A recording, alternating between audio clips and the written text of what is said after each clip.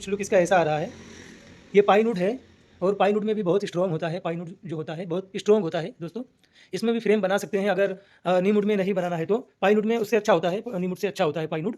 और पाइनवुड की खासियत ये है दोस्तों कि मतलब इसमें सोफा बहुत अच्छा खूबसूरत दिखता है। फ्रेम एकदम देखने के लिए बहुत खूबसूरत है। सूखने के बाद जो है नीमवुड जो होता है, सूखने के बाद में वो बेंड हो जाता है। ये क्या है कि ये सूखा हुआ रहता है, ये बेंड होता नहीं है, ये सीधा ही पट्टी आता है इसका, ये बेंड होता नहीं है कभी।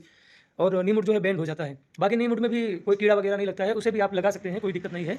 बट उससे अच्छा अगर मैं सजेस्ट करूँगा कि उससे अच्छा पाइनवुड होता है 10 साल 20 साल जब तक ये फ्रेम रहेगा। इसमें क्या है कि ये बेंड नहीं होता है, फ्रेम अच्छा रहेगा। और इस पे ये जो फ्रेम जो बनाया हूँ डिज़ाइन इसमें अच्छा आएगा।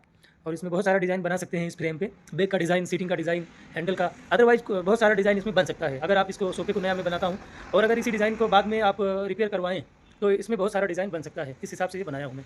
इसमें सभी तरीके का रिक्रोन का हैंडल या फिर उसके बाद में कुशन में अगर हैंडल बनाना है, साइड में कुछ डिज़ाइन वगैरह देना है तो इसमें हैंडल में इसके जो है डिज़ाइन दे सकते हैं कोई भी। और इसका बैग में भी कोई भी डिज़ाइन दे सकते हैं। अदरवाइज जैसे कि रिक्रोन का अगर बनाना है तो रिक्रोन का भी बना सकते हैं। इसका जो कान है हैंडल के ऊपर का जो है वो भी रिक्रोन में कवर कर सकते हैं। चाहिए तो उसमें जो है बैग में भी डिज़ाइन कर सकते हैं, कान छोड़ के 3 सीट का बैग बना सकते हैं रिक्रोन में, फाइबर में। और कुशन में भी बना सकते हैं, 4 इंच का कुशन या 6 इंच के कुशन में भी इसका डिज़ाइन जो है बना सकते हैं।